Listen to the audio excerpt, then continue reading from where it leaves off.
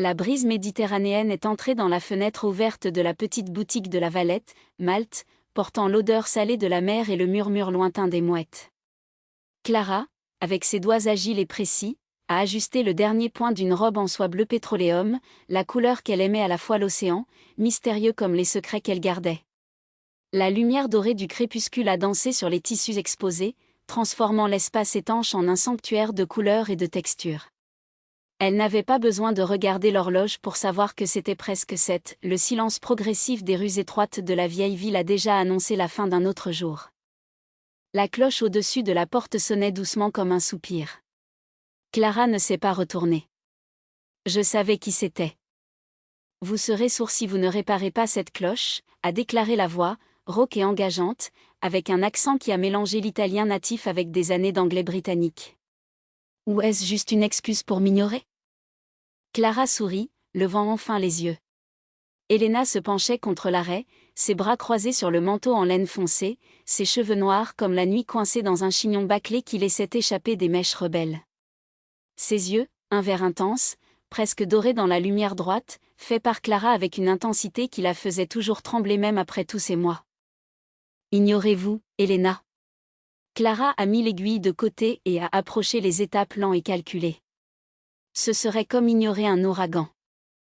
Elena a ri, un son bas et chaud qui résonnait dans le petit espace. Un ouragan, hein? Elle tendit la main, capturant un fil lâche de la robe de Clara, le tirant délicatement. Tu as toujours su me flatter. Ce n'est pas flatté. C'est un fait. Clara a permis aux doigts d'Elena de la naviguer pendant une seconde que nécessaire.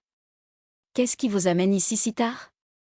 N'avez-vous pas eu un dîner chic avec vos investisseurs? Elena a libéré le tissu et a couru ses doigts à travers le menton de Clara, comme si elle pouvait déchiffrer ses pensées juste par le toucher. Annulé. Sa voix était presque un murmure. J'ai préféré venir ici. Je vous ai préféré. Clara sentit son cœur accélérer. Ce n'était pas la première fois qu'Elena disait des choses comme ça, mais chaque mot ressemblait toujours à une révélation.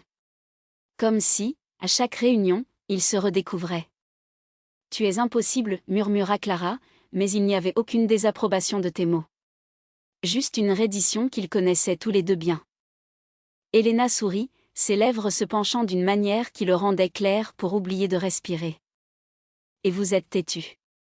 Elle recula, regardant autour de la boutique avec un mélange d'admiration et quelque chose de plus, quelque chose que Clara ne pouvait pas nommer. Je ne comprends toujours pas comment vous pouvez vivre dans cet endroit. C'est beau, mais, petit. C'est suffisant. Clara croisa les bras, défensive. Je n'ai pas besoin de plus que ça. Ce n'est pas une critique, j'adore. Elena s'est approchée de nouveau, cette fois impliquant Clara autour de sa taille, la tirant contre lui. C'est juste, tu mérites plus. Il mérite tout. Clara ferma les yeux un instant, sentant la vue des agrumes Elena Algo, avec une touche de vanille à le faire. Il était facile de se perdre dans cette odeur, cette voix, cette touche. Et si je ne veux pas tout? A-t-elle demandé enfin. Et si je veux juste ça? Vous, ici, maintenant. Elena n'a pas répondu immédiatement.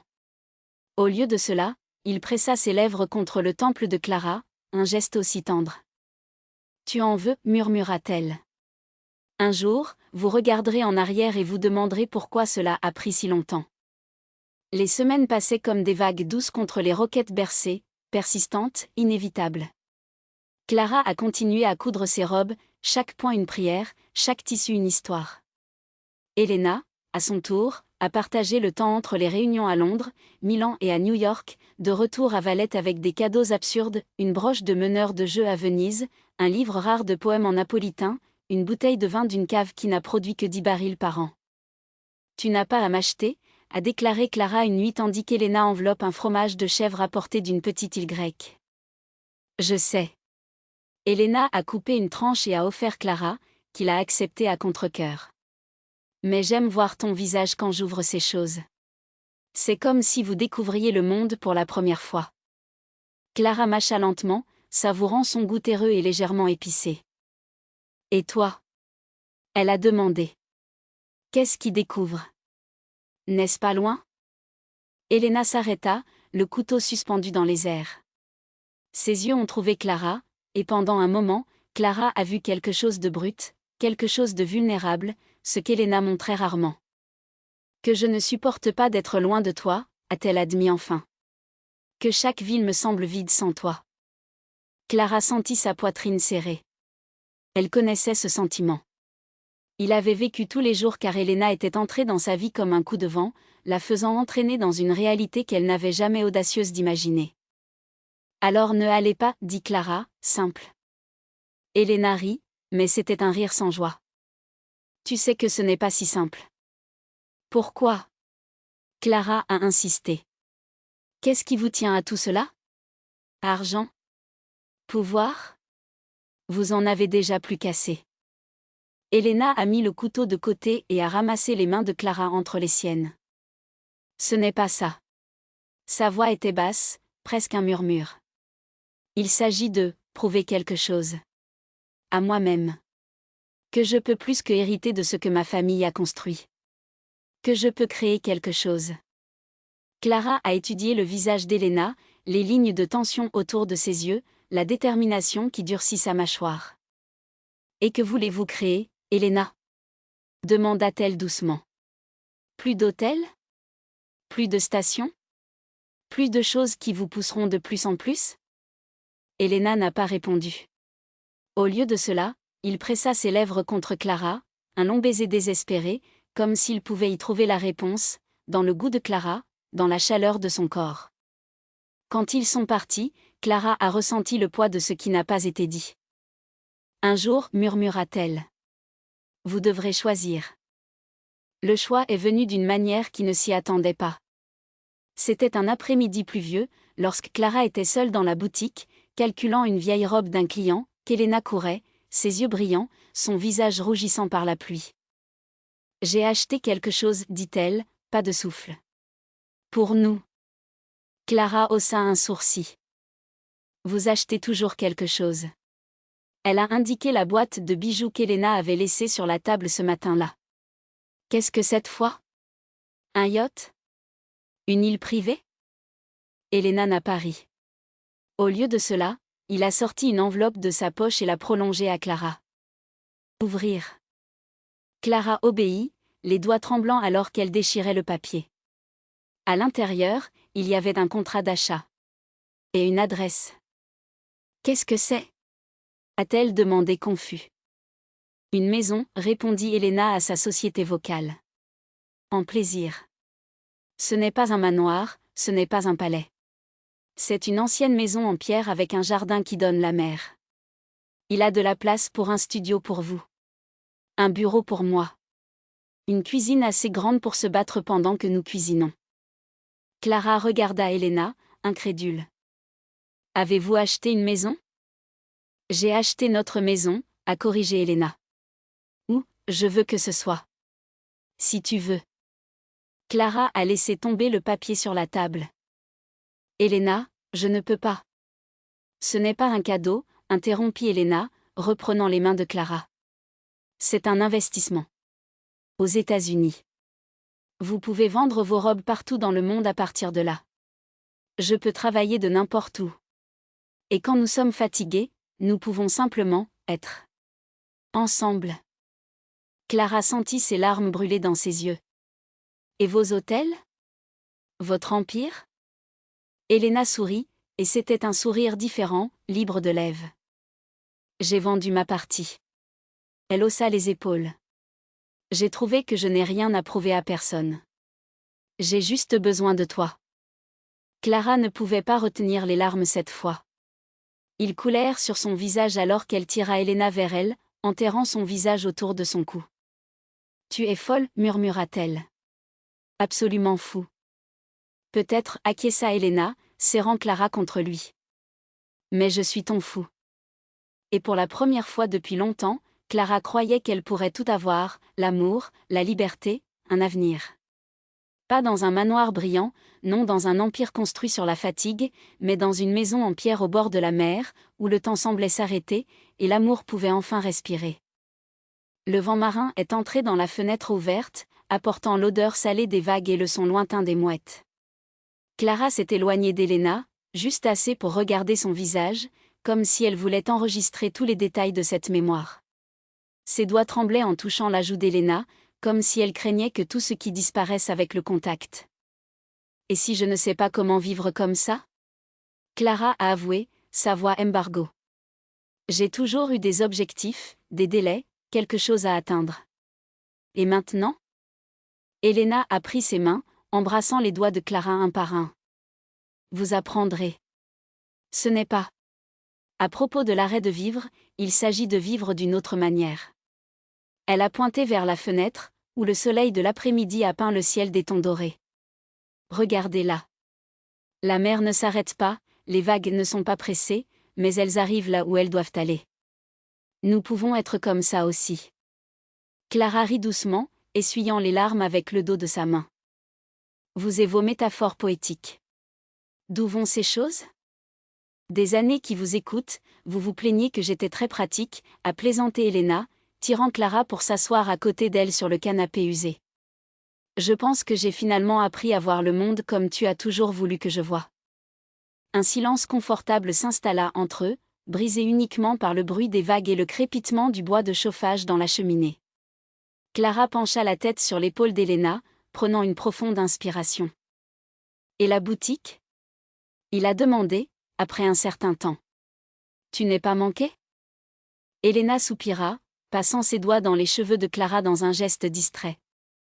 J'ai vendu à Lucia. Elle rêvait toujours d'avoir un tel endroit, tu te souviens? Clara hocha la tête, il se souvenait bien de la jeune couturière, pleine d'idées et de rêves. En plus, je n'ai pas besoin d'une boutique pour créer. Je peux le faire ici si vous le souhaitez. Ou ne faites rien. Le fait est, maintenant je choisis. Clara ferma les yeux, emportée par la tranquillité de ces moments. Mais quelque chose la dérangeait toujours, un pincement d'incertitude qui ne la laissait pas se détendre complètement. Et si vous le regrettez jamais? Murmurez. Si un jour vous vous réveillez et réalisez que vous avez tout jeté pour un coup de tête? Elena tourna le visage de Clara vers lui, la forçant à ouvrir les yeux. Son regard était ferme, sans aucun doute. Ce n'était pas un coup de tête. C'était un choix. Et je t'ai choisi. Elle tenait le menton de Clara en douceur. Pensez-vous que je n'y ai pas pensé 1000 fois avant de tout faire? Que je n'ai pas passé clairement les nuits, en me demandant si je faisais la bonne chose? Mais savez-vous ce qui m'a fait avancer? Clara secoua la tête, incapable de parler. La certitude que si je n'essayais pas, je le regretterais pour le reste de ma vie. Et je ne veux pas vivre avec des regrets. Je veux vivre avec toi. Les paroles d'Elena résonnaient à l'intérieur de Clara comme une vérité qu'elle avait toujours connue, mais elle n'avait jamais eu le courage d'admettre. Elle se pencha, capturant les lèvres d'Elena dans un baiser lent, plein de promesses. Quand ils s'éloignèrent, Clara sourit, un sourire timide et presque enfantin. Alors nous vivrons ici? Dans cette vieille maison, avec le toit qui va et les murs qui semblent raconter des histoires? Oui, répondit Elena, l'embrassant à nouveau, cette fois sur le front. Et nous remplirons cette maison avec plus d'histoires. Nos histoires. Clara regarda autour de lui, comme si elle avait vu l'endroit pour la première fois. La chambre était simple, avec de vieux meubles et un tapis sauté, mais il y avait quelque chose qu'aucun manoir ne pouvait offrir, le sentiment d'appartenance. Être exactement là où il devrait être. Et que faisons-nous demain? Il a demandé, plus pour elle-même qu'à Elena. Elena se leva, tendant la main à Clara. Demain, nous nous réveillons sans hâte. Prenez du café en regardant la mer. Peut-être que nous marchons vers la plage ou nous allongeons ici en lisant. Ou nous pouvons commencer à planifier le jardin que vous avez toujours voulu avoir. Elle a rapproché Clara, l'enroulant dans un câlin. Demain n'est pas une obligation, Claire. C'est une possibilité. Clara pencha son front à Elena, sentant le poids des années précipitées et le stress se dissolvant enfin. Pour la première fois depuis longtemps, elle n'avait pas de plan. Il n'y avait pas de liste de tâches. Il n'y avait que ce moment, cet amour, cet avenir incertain, mais plein d'espoir. Je t'aime, murmura-t-elle, comme si ces mots pouvaient, seuls, tenir tout ce qu'ils avaient construit. Je t'aime aussi, répondit Elena, la serrant fermement. Et maintenant, enfin, nous avons le temps. Tout le temps dans le monde. L'après-midi a coulé lentement, comme du miel fondu sur la peau chaude d'été. Le vent venait de la plage, apportant l'odeur de sel et de sable, et Clara ferma les yeux, inspirant profondément. C'était étrange, et délicieux, le sentiment que je n'avais besoin de courir nulle part. Il n'y a eu aucun rapport à examiner, les employés à gérer, ni la pression constante pour prouver qu'elle méritait tout. Pensez-vous que nous nous y habitions ? Demanda-t-elle, jouant avec les doigts d'Elena, qui la serra toujours dans ses bras. Avec quoi ? Elena sourit, embrassant son temple. Avec cette tranquillité. Il semble que nous faisons quelque chose et juste pour ne pas travailler. Elena a ri, un son bas et confortable. Ah, Clara, tu as toujours été ainsi. Jusqu'à ce que nous sortons dîner, vous preniez le cahier dans le sac. Elle s'éloigna un peu, juste assez pour regarder dans les yeux de l'autre.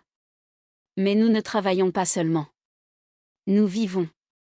Et cela, ma chère, est un travail beaucoup plus important. Clara sourit, gênée. Je savais qu'Elena avait raison. Pendant des années, elle avait jeté la tête sur sa boutique, transformant un rêve en empire. Mais à un moment donné, parmi les voyages à Paris, les nuits dans les contrats de clôture claire et les parties de lancement, elle avait été perdue. Ou plutôt, il s'était oublié. Et si je ne sais plus qui je suis sans boutique ? La question s'est échappée avant qu'elle ne puisse mieux réfléchir.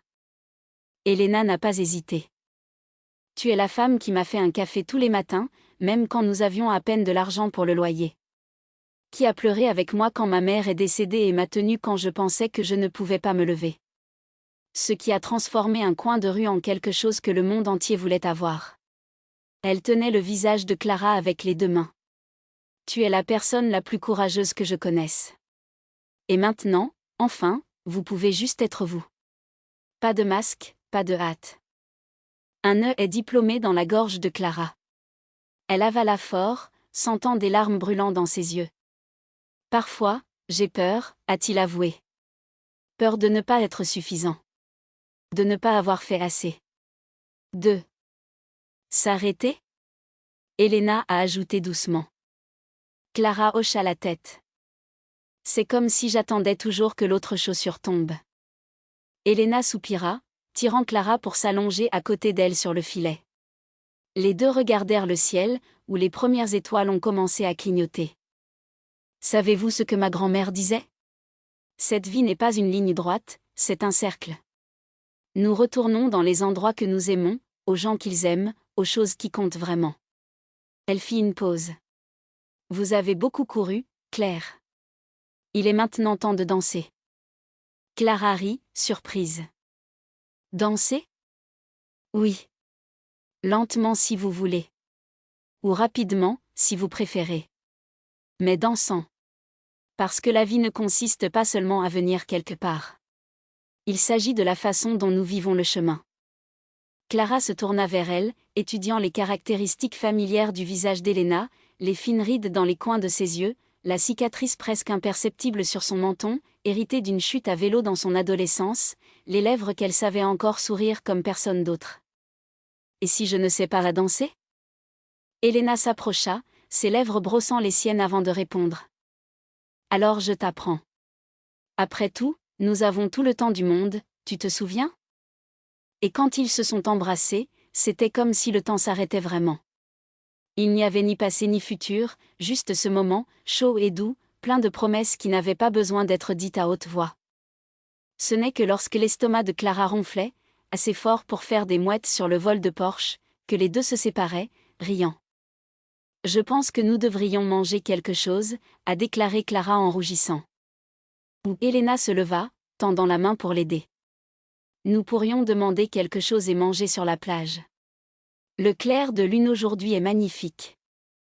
Clara a accepté sa main, la laissant s'arrêter. Tu as toujours su me convaincre. C'est un cadeau, a plaisanté Elena, prenant le panier en osier près de la porte. Et regarde, j'ai même apporté une bouteille de ce vin que tu aimes. Clara élargit les yeux. Avez-vous planifié tout cela? Non. Elena sourit, mystérieuse. Mais je te connais mieux que toi. Et je savais que tôt ou tard, vous auriez besoin d'une nuit comme celle-ci. Ils descendaient l'escalier en bois qui a conduit au sable, leurs pieds s'enfonçant légèrement à chaque pas. La plage était presque déserte, juste elle et le son des vagues se brisant sur la côte. Elena a tenu la serviette qu'elle avait apportée, et les deux se sont assis, regardant la mer. Vous savez, dit Clara, après un certain temps. Je n'ai jamais imaginé que ma vie serait comme ça. Comme ça? Donc, complet. Elena a servi le vin sur 2 verres de plastique, parce que l'élégance c'est parfois que les bols brisés dans le sable ne sont pas romantiques, mais laborieux, et en ont remis un à Clara. La vie a une drôle de façon de nous surprendre. Nous pensons que vous savez ce que vous voulez, puis découvrez que ce dont nous avions vraiment besoin était devant nous tout le temps. Clara a pris une gorgée, savourant le liquide frais. Pensez-vous que nous le regretterons? 2. Après avoir vendu la boutique, je veux dire. Elena regarda l'horizon, où la dernière trace de soleil se mêlait au bleu du ciel. Le repentir est un mot trop lourd pour ce que nous vivons. Nous n'abandonnons pas, Clara. Nous choisissons. Et choisir est toujours un acte de courage. Clara hocha la tête, sentant le poids de ses mots. C'était vrai. Ils ne s'enfuient pas. Ils allaient enfin vers quelque chose. Quelque chose qui ne pouvait pas être mesuré en bénéfices ou en pieds carrés, mais en riant, dans des silences partagés, des matins paresseux et des nuits comme ça. Alors, dit-elle, appuyant sa tête sur l'épaule d'Elena. Que faisons-nous demain? Elena sourit, jouant avec les doigts de Clara. Demain, nous nous réveillons sans hâte. Buvez du café sur le porche. Et puis, peut-être que nous ne commençons pas ce jardin? Ou allez-vous à la foire de la ville? Ou simplement coucher, en lisant les livres que vous avez achetés et jamais eu le temps d'ouvrir? Clara a ri. Ça a l'air parfait. Ouais, acquiesça Elena, embrassant ses cheveux. Parce que c'est enfin le nôtre.